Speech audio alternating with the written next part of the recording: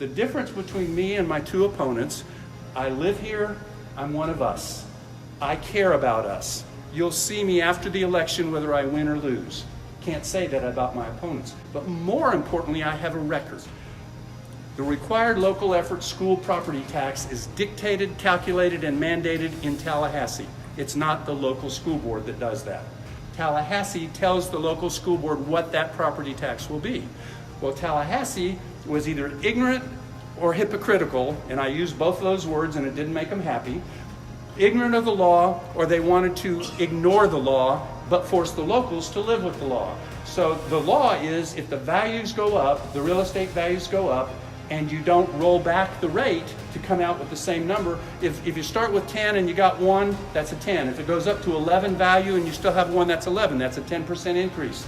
So you have to deduct it or reduce it down to 0.91 to get your roughly 1.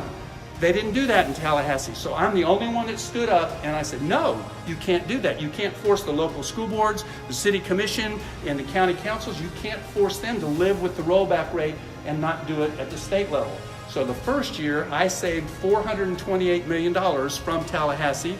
The second year was about 400. The third year was over 300. I've now saved us, over $1 billion in property tax. So what happened with that? All my projects were vetoed. The projects I got in the budget for, and that's politics, folks, and that's okay. I'd do it again in a heartbeat. Why? Because that's what you have to do. You have to have somebody who will stand up for what's right no matter what the consequences are. The majority leader asked me to run a bill. It's an honor to run a bill for the majority leader. I said, of course. He gives me the bill. The next day, after I read the bill, I take the bill in and I just drop it on his desk and I say, I want to kill this bill. A freshman telling the majority leader, I want to kill the bill he asked me to run. What was the bill? To expand eminent domain in the residential historic neighborhoods in St. Augustine. That's not in our value, folks, but they wanted it done because it was in honor of a former legislator who was on the board of the Florida School for the Deaf and Blind. They wanted that parcel. We said no, and we got that killed. Again, were there consequences? Of course. We need to send people to Washington who don't care what the consequences are. They're not trying to build a career.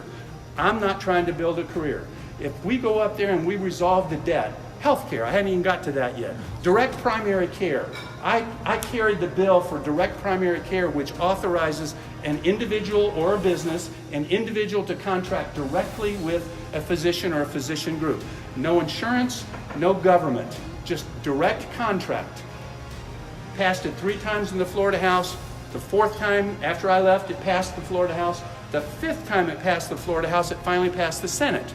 Now it's law in the state of Florida. You can contract, and my wife and I are on direct primary care plans, which covers about 80% of your needs for less than $100 a month.